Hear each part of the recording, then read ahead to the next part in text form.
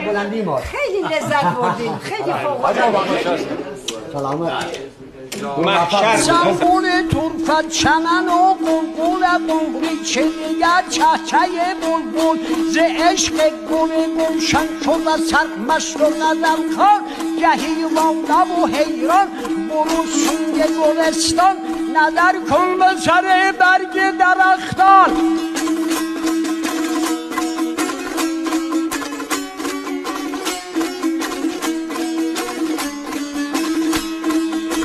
تو سر برگ درختان قربان خوشین حال دل جانم سنه قربان به تشویش به دلریش برو دور بیا پیش ایا ای دل نادان